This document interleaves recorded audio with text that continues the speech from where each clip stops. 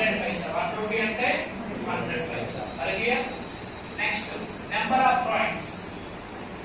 Number of coins చెప్పండి sir. Number of coins. Number of coins యొక్క ratio ఇచ్చేసి కదా సార్ మనకి.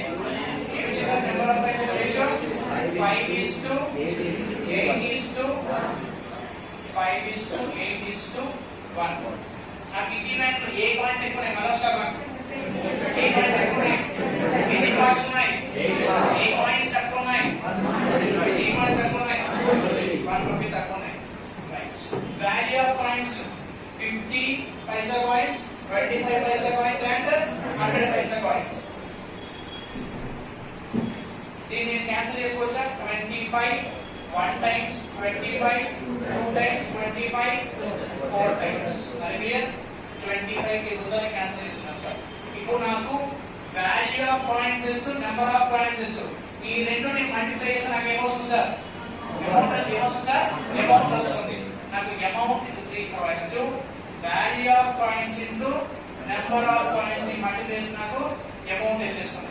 వాల్యూ ఆఫ్ కాయిన్స్ ఎంత ఉంది సార్? ఇక్కడ 2 parts. నెంబర్ ఆఫ్ కాయిన్స్ ఎంత ఉంది సార్? 5 parts. మల్టిప్లై చేస్తే next sir 8. Next sir cancellation chance ఉందా? ఛాన్స్ లేదా? క్యాన్సిలేషన్ చెప్పండి. 5 4 2 ఇది అమౌంట్ కదా.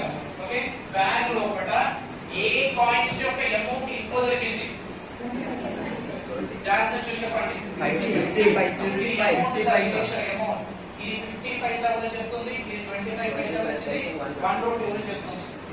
బ్యాంక్ లో ఏ కాయిన్స్ యొక్క అమౌంట్ ఎక్కువ ఉంది? 50 పైసా. ఎన్ని పార్ట్స్ ఉంది సార్ మనకి? ఏ కాయిన్స్ యొక్క అమౌంట్ తక్కువ ఉంది? 1 రూపీ. ఎన్ని పార్ట్స్ ఉంది? క్వశ్చన్ ఇది కూడా వస్తాయి, ఎగ్జాంపుల్ ఇది కూడా అడుగుతారు. ఏ కాయిన్స్ యొక్క అమౌంట్ ఎక్కువ ఉంది అంటే ఏం చెప్పాలి ఆన్సర్? ఏ కాయిన్స్ యొక్క అమౌంట్ ఎక్కువ ఉంది సార్? 50 పైసా కాయిన్స్. ఏ కాయిన్స్ యొక్క అమౌంట్ తక్కువ ఉంది?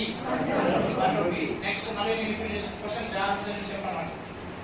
ఒకటే క్వశ్చన్ చెప్తా, నెక్స్ట్ అనే అమౌంట్ మరోసారి క్వశ్చన్ రిపీట్ చేస్తున్నాను. ఏ కాయిన్స్ ఎక్కువ ఉన్నాయి బ్యాగ్ లో? 50 paisa.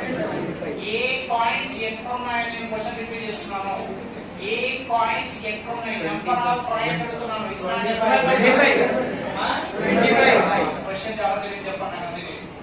Amount is different, coins is different.